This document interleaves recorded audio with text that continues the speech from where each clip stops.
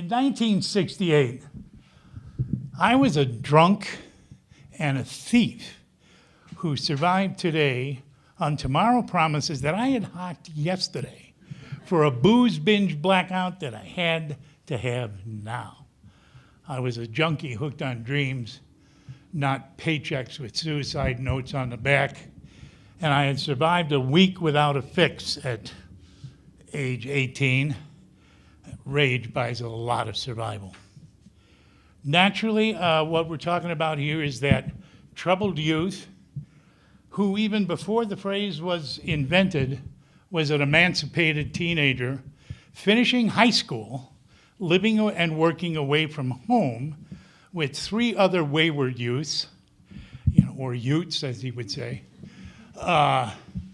away from home because it just wasn't working, out at home, but got kicked out of there. And at the kind of beginning of the bottom, one would think, but not really yet, I had had a good friend, a youth minister at the church youth group, who ran a coffee house and was, kid-friendly. Said, Doug, I can let you stay in the vacated parsonage until the new minister gets here. But, there's no heat, no water, no food, no furniture, no nothing. Well, that seemed like a good idea when, the other opportunities were park benches and ditches in a small, very quiet suburb of Des Plaines in the Chicago area, so I did it. And I was there better part of 2 weeks. And the best I had to eat when I wound up writing about it was popcorn and hot tea. I had found an open cabinet in the church kitchen where there was a bag of nearly empty popcorn and some tea bags. And I lived on that like religious food, each evening building a fire in this fireplace with nothing and not having money for booze or anything like that, going through the shakes. But there was a famous tree along this very bucolic drag called Abraham, and I would wait for the sunrise to stare out the front window and look for Abraham. And I would wait, and I would shiver, and I would, ugh. And finally, I would see it, say, good morning, Abraham. I made it through the night. But there comes a time when you say, that's it, I'm done, I've had enough. I was 18, and on this beautiful little suburb, down by the post office was the recruiter. I walked in, and I said to the guy, I'm 18, I can sign my name. If I sign up with you, how quick can you have me in a warm bed and have some food to eat? And he said, about a couple of days. And I said, all right, I'm going to sign up to be a typist for 3 years. Smart kid that I was, A student and all that stuff. And I signed up for 3 years to be a typist. And I thought that was the coolest thing. But what I didn't know was that inside the Army, that's where they train all the used car salesmen to be recruiters. And boy, they're good. They give you some tests. And I took the test, and they had a meeting, I'm sure, amongst themselves and said, we got a real cocky idiot here. Let's sell him the cocky idiot package with a convertible and bright red. So inside of a big hustle, and he said, son, wouldn't you like people to salute you? Wouldn't you like to make more money? Wouldn't you like to this and wouldn't you like to? And I ate it hook, line, and sinker. And I went somehow from being a clerk typist for 3 years into an airborne combat infantry platoon leader. And let me tell you right now, ISIS better have something to fear, because when they train officers like me, we know how to fold clothes in a footlocker so effing straight you wouldn't believe it. I mean, they don't have a chance. We learned how to do all the important things, like folding your underwear. And this, I was able to stay pretty drunk, believe it or not, in the military through all this training, wrecking a motorcycle and walking through the woods to see the girl I loved. All of this kind of stuff, not getting in any trouble with the battalion commander here stateside. And I'll never forget that kind of, imagine an airplane with a wonderful purring engine. And you see inside there 80 kids, 18 years old, with their jaws on the floor, and they're saying nothing, and there is abject fear palpitating through their chest and the faint perfume of urine going down all those legs. Because suddenly it hit us all, we were about to jump out of an airplane that had a great engine and every intention of landing. And we learned how to be airborne. I learned how to be an officer. I learned how to, be in command, and it meant nothing. I drank more, I drank more, I drank more, I may drink more. Even in Vietnam, you can find a way to get to the rear, even as a combat platoon leader, and get booze. Every village, imagine this, you're in the middle of a jungle. You're near nothing. But what's there? A group of really hustling kids with little plastic bags full of ice, Budweiser, and Coca-Cola, all of which they had stolen from the Americans in the rear, and every village had enough money to get an ice machine, to make the ice, to come out and sell it for this and that.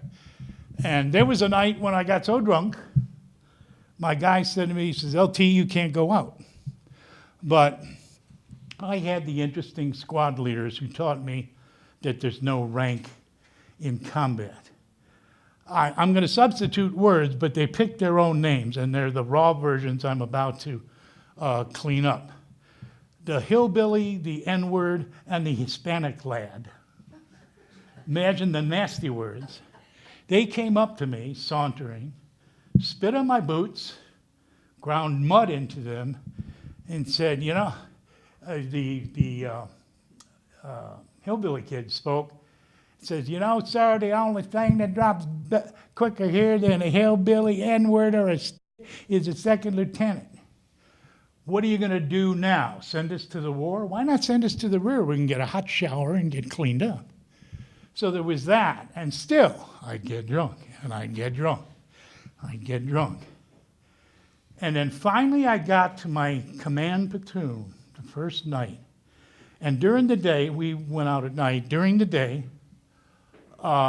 we'd sleep, play poker, do what 18-year-old boys do. It's called grab-assing and jacking around and just all kind of craziness. Then the platoon sergeant yells, saddle up! And it got like effing church. I saw 18-year-old boys put mud on various places on their faces, sharpen a bayonet like the turkey was waiting. The guy who was the medic made extra needles with thread and homemade needles, put them in his shirt like this. The chaplain's assistant was saying prayers in 3 different languages. And people putting sticks in their barrels to feel in the night when you couldn't see. And these are all 17, 18, 19-year-old kids. And I'm standing and I'm watching this. And I had been in the Army a year and a half and gone through all this training and all this screwing up. And suddenly, what I'm about to share with you are one of those incidents that shape your character and your soul. It's the really important stuff. Think about them. You'll think of the ones that are part of your life. And I looked at all these boys who just had been grab-assing, smoking cigarettes and drinking beer. And suddenly, out of nowhere, came that awareness. Holy shit. These guys want me to get them home alive in the morning. They're relying on my decisions and my movements. And I suddenly felt 35 lives on my shoulders. And somehow survived that long enough till I gave the command to someone else, went to school, and suddenly had that same earth-shattering moment when I saw all the protests on the campus because I knew nothing was going on. I used to say to friends in my sports car, what the hell are they so mad about? The Vietnam War, if you will. And things got on drunker. Left school, married, divorced, go home, try to work, got a job, decided I'm going to go play poker in the World Series of Poker in Las Vegas, Nevada. And I, conned my mom into some money and got out there. And then I think probably the initial moment of the thing that saved my life. I took my brother's motorcycle up into the mountains near Boulder, in Rocky Mountain Park, to a overlook, and got off to take a rest and look. And I looked up at the majesty of these fantastically large mountains. And I must share with you, I became terrified. I had never felt so small and so insignificant and so afraid. This is too big. I can't do this. I don't know about this. And it just terrified me to my quaking knees. And then suddenly in the same breath, this warm set of arms just came about me and held me calmly. And I could hear it in my mind's eye. You're all right. I'm here. You're all right. I call that my coming to God moment. I'm not a religious person, but I pray every day and believe in God. And I finally got it. Now I know why the word faith was invented. I'm not supposed to know the answers. That's why the word faith was invented. And later on, I met the right people to be sober for 33 years now. In 1968, kids bartered dreams for beds and burgers and were never seen again. I miss those kids, those cocky rebels of the Radical Ice Cream Blue Red Cafe and Demolition Society Coffee House. I wish I could have gone back to tell them how old killing booze and guilt makes you. I couldn't. I still had to find out that if we hadn't gambled our lives to beat the boredom with a joint of lonely, maybe we could have finished being young. Because memories are a feast for the starving. I thank you for listening, and I hope you'll stop over for a book flyer. Thank you kindly, and bless you all.